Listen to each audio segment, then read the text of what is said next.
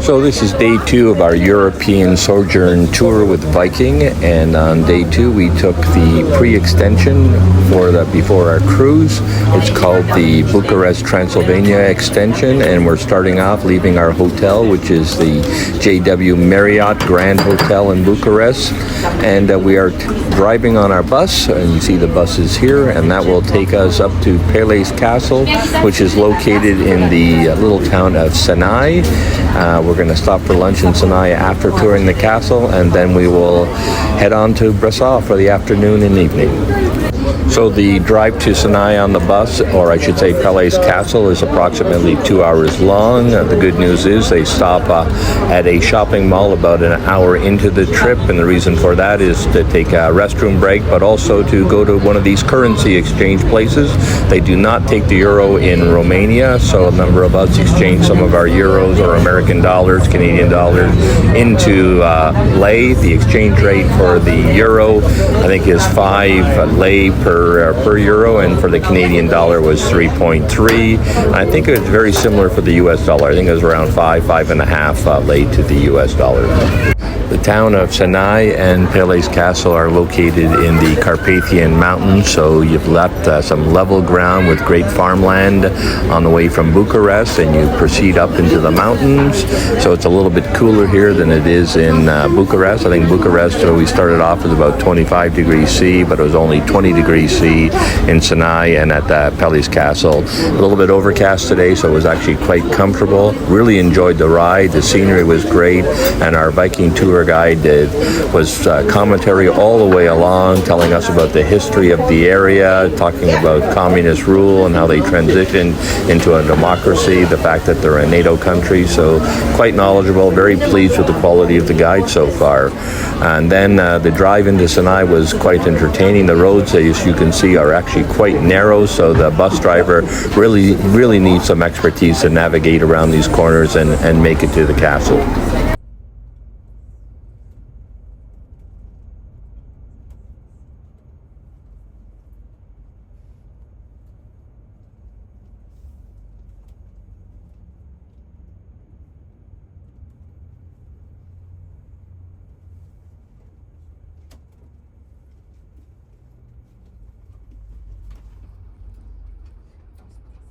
One of the things our guide told us is that under the communist rule, the Russians or the communists thought that hunting and things like this was bourgeoisie, so it really wasn't done.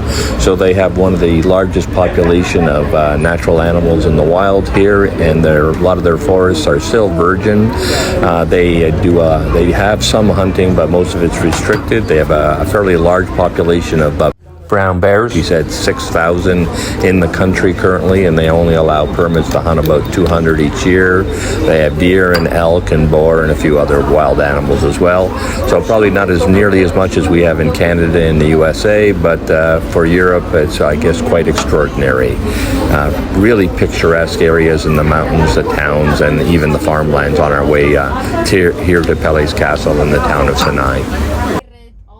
So this is where we stopped the bus and got off, and it was about a 10 or 15 minute walk down this hill to reach the entrance of Peles Castle, passing a number of other different structures. And the tour guide's advice, if you found this difficult, then she would call us a taxi to bring us back up to the bus at the end of the excursion. So the excursion at Peles Castle, or the tour, was approximately an hour. We had a little bit of a wait to get in because there was quite a few people here today, but it was very fascinating. The guide did not rush us. We were supposed to be done by 12 o'clock, but we were there till almost 1 o'clock, so nothing was cut out, and really enjoyed it. And you'll see pictures from inside the castle here shortly. As you can see, the walking wasn't very difficult. It was a downward slope. Yes, there was cobblestone, but they were well laid out. There was a couple of areas where some of the cobblestones were missing, which you had to walk around and be careful with, and a few steps. But for the most part, the hills weren't very steep or treacherous, so very navigable. So this is the entrance to the Palais Fortress grounds or castle grounds. This is some outer buildings. We have some tourist shops here, some meeting halls for the commoners. But once you go past this archway here, there'll be a coffee shop and restaurants which you can hang out. It actually looks quite appealing what they were eating and drinking here. But you'll follow along a path that'll take you to the castle entrance and the grounds there, which was really the intention of our particular visit. So we didn't stop at this restaurant here. Probably would have liked to. It was actually quite attractive. So here we are now. We are at the castle grounds, and you can see they are doing a lot of restoration work. Most of the outside of the castle on the front face was covered over, so couldn't get a good look at it, but you could tell that once it's done, it's going to be quite spectacular. This here is actually at the inner courtyard before you enter the castle. There's a fountain in the center, a lot of frescoes on the wall, and a lot of statues.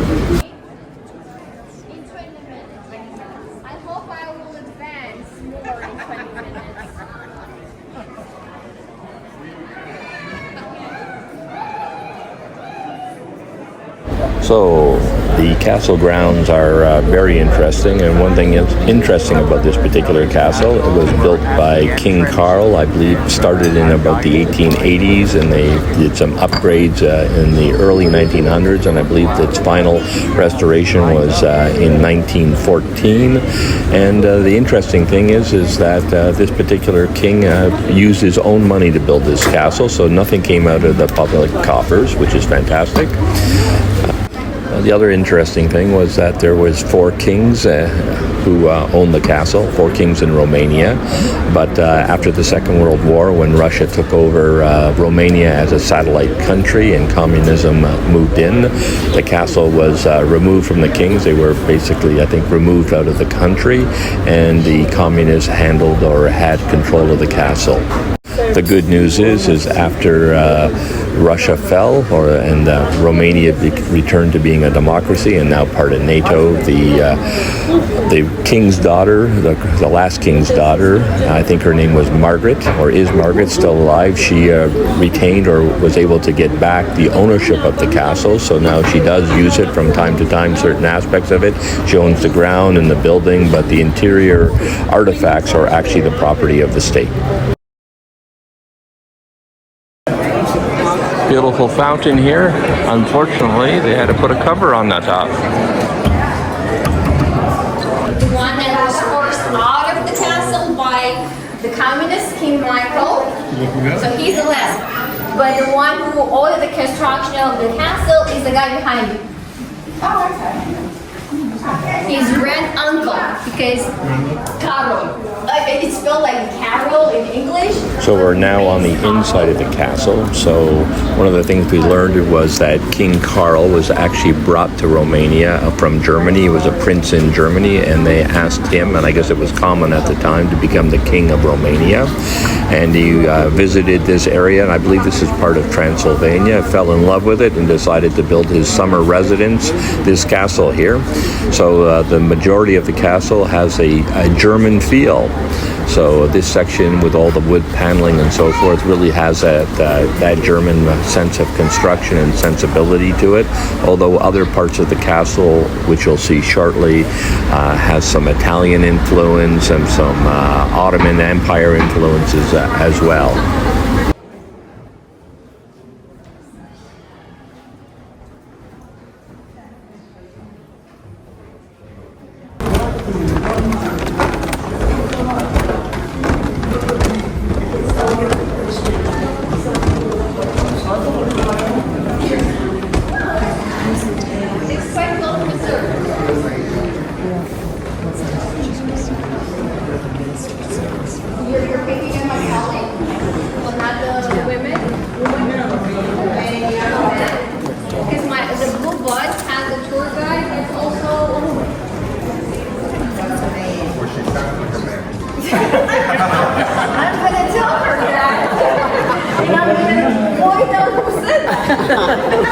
He deserves it.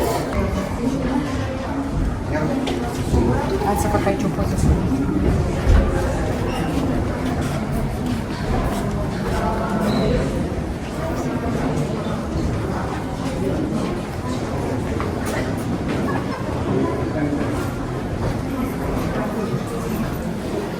So after leaving the main audience chamber, they took us to the, I guess, a room where he stored all his armaments. Very few, if any, of these armaments were used. They were basically gifts that were given to the king at the time, or the various kings at the time, and stored here.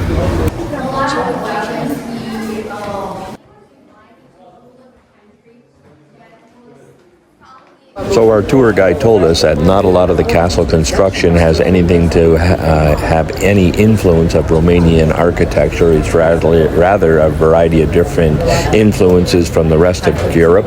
For example, they had some German bricklayers, they had some woodworkers from Austria, they had chandeliers in glass from Italy, Murano glass and crystal to be exact.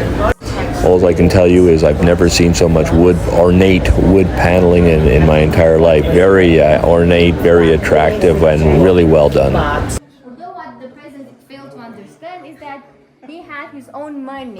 The king's wife was also German, and she was a real patron of the arts, and this room is one that she decorated herself, so you see a lot of different paintings on the wall in a variety of different styles. So the king apparently was very militaristic in nature. That's why he had his military armament room, and here she had her art room. Because she believed it was the reincarnation of God. So this chandelier here is one of the chandeliers that was made by Italian artisans, and it is Murano glass. So you'll see all the different colors in it, which is typical of some of the Murano glass that we saw in Venice when we were in that area last year. Cabinets are made in ebony. Altogether, there are over 10 types of wood essences in the castle from all over. So although we brag about this castle as being Romanian, from Romania, nothing is Romanian in it. The marble comes from Carrara, from Italy. The flooring on the sides is the original one, so we managed to restore it. So that's flooring from the 19th century. The cabinets, besides being made out of ebony, they have semi-precious stones. They were used to store jewelry. Now they think of themselves as being jewelry. And now that the queen wanted from Japan, made out of porcelain, very thick, and it's called onion leaf. And they had to come up with an idea. This particular room was quite interesting because it was actually a lot smaller than it seemed. The walls were lined, however, with mirrors, and that really gave it a depth and a really large feeling. Off one of the antechambers here is also a room filled with Turkish designs, this particular room here, and it's influenced by the Ottoman Empire. And then they had a large dining area which could seat, I think, 36 people at the table, and I guess that is still used by the Princess Margaret, and that's what you see in this particular video right now. The food was brought to the floor with the dumbwaiter. So she's still regarded as a princess of Romania.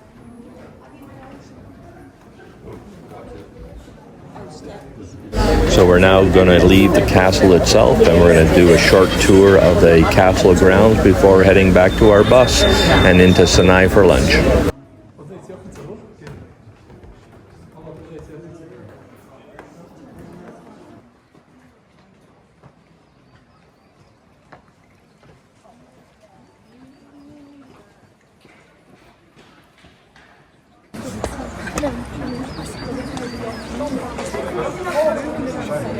So we just finished the tour of Peles Castle, and now we're on the outside looking at the gardens. After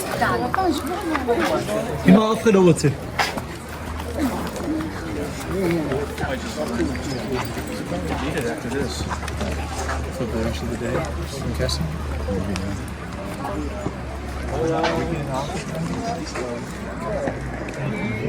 Magic, we're here. I think we're it. Picture the last one.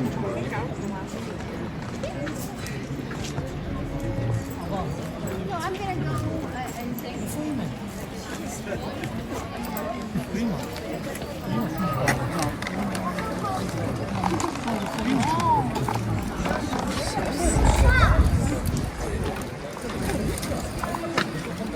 Look like they keep this up for you.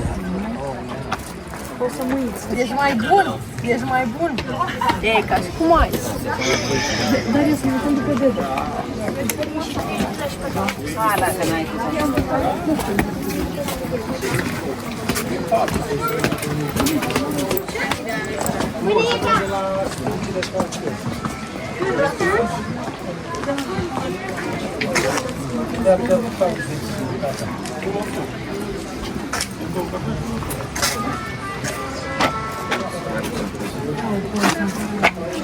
Montele în bună spate?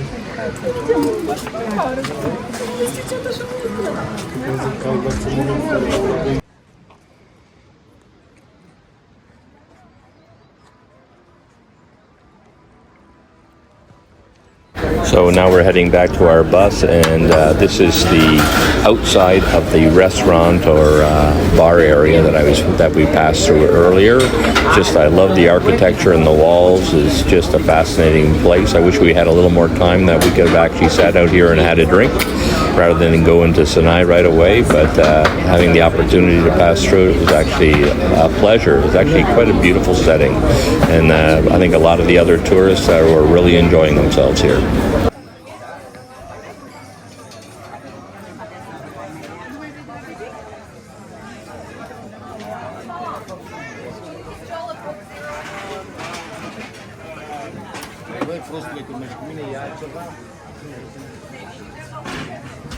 Well, that is the tour of Peles Castle and the castle grounds. I hope you enjoyed it, and if you did, please like and subscribe.